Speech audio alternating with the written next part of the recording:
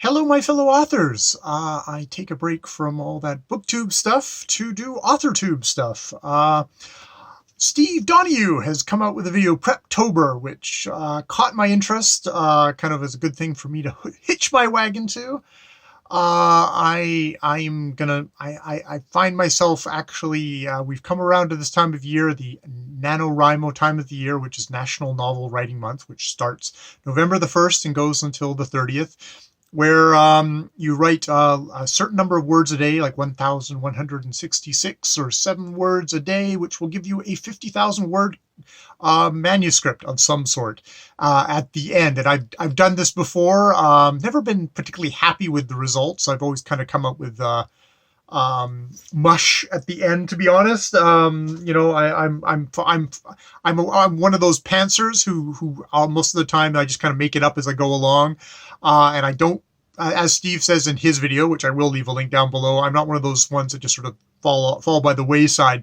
But yeah, by the end, I'm kind of making stuff up, and I'm just going as fast as I can, and it doesn't I don't end up with a very usable manuscript. And Steve, in his siren-like good looks, has held forth the idea of, hey guys, why don't you prep with me for the month of October and sort of come up with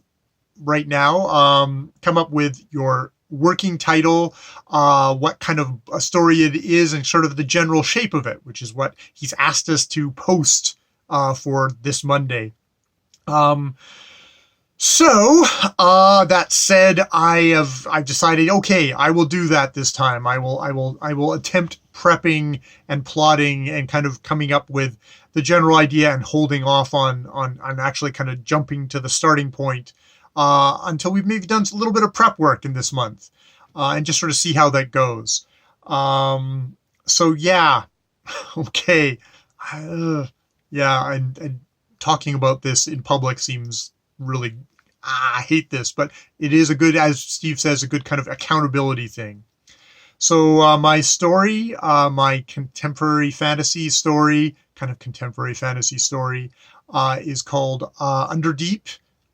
Is set in a smallish a little town city in the interior of BC, in a valley town, where in the 80s, where things have gone wrong. The sky is wrong. The lake has turned black. Basically, they're all completely isolated in this valley. You can't get in or out. We don't know what's happening outside of this valley, but it's really gone bizarre, supernatural, weird inside this valley. But the story itself is this is all going to be told from the point of view of a 12, 13-year-old boy, whose name I, of course, don't have yet, who wakes up and he overhears his mother talking on the phone. Apparently the phones still work. And his father has gone missing. And something has gone seriously wrong with his father. It's like he really gets a sense that whatever's happened to his father, it's like his father is in terrible danger. And his mother won't tell him anything. It looks like she's trying to protect him. And she sort of pushes him off. For some reason, this is still the 80s, where kids just get pushed outside and say, go play, go away, leave me alone, do fun kid stuff, where kids are taking all the horrible tensions and troubles of the house and still have that in them. And he decides, like, I'm going to go find my father. I'm going to go rescue my father. My father needs rescuing. He gets that sense. And so he finds his best friend, his only friend, and they go off to search for the father, and end up kind of trying to find the father. You end up finding out more about this town and how this town is now set up, how people have gone into the lake and they've come back changed, and a lot of those people now actually run this town, and there's a lot of other people who are just like afraid and just sort of just trying to block out all this stuff. There are creatures of the woods around. There are creatures, there are animals. The birds are acting strange as well. So that's I don't know if that's a shape yet, Steve. There's kind of a quest story in there, I guess. The quest is boy goes to rescue his father. And maybe he does. Maybe he does rescue his father. Maybe he does. Maybe he doesn't. I haven't decided on that yet. I guess that's a part of PREPtober, though. I'll prepare. So yes, that's what I've got so far. Steve has said, like, so Steve said, like, okay, come up with that. Go to the NaNoWriMo website, which I'll put a link down below. Create your account or reactivate your account. In my case, I'm jayshayy. Steve is Steve Reads.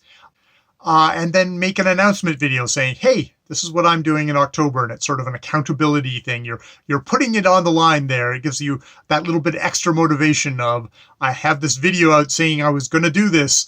We'll get to the end of October. Did I do it? I mean, maybe there'll be more videos or not. I don't know.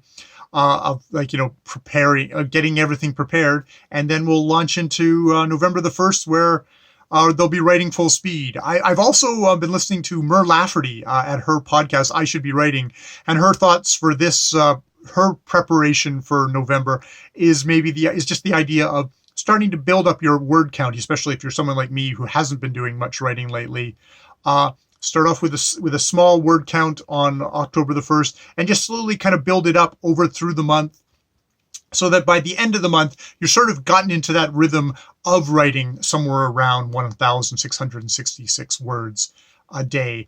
And so that won't be a shock to your system when you land on November the 1st. So hopefully kind of a combination of Steve's, let's get everything prepared, and Mur, let's warm up those writing muscles and kind of get going, and probably a combination of the two, of writing character studies or kind of plots, or trying to figure out this world. In my case, if it's a fantasy world, I need to kind of figure out sort of some of the mechanics, try and make it at least internally logically consistent.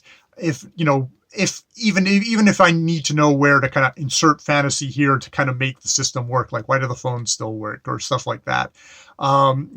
I'll go from there. Maybe there's a power plant that the change people have put inside, it comes from the lake or something like that. I don't know. That's me. See, I'm spinning ideas already. So I guess it's got me thinking. It's got me thinking about stuff. I mean, I think the core thing with my story I will try and keep it very much fixed on this young guy looking for his father, and all the other kind of little details and world building and all the mythos and all that stuff will be pretty much ancillary to that kind of the core emotional story of a young guy going to rescue his father. That's the core. That's the kind of a core emotion there, which is, I think that's the thing that kind of appeals to me, and all the other stuff around it is, I don't know. I also enjoy that stuff, but that stuff will be used to hopefully support that emotion at the whatever I have at the center of the story.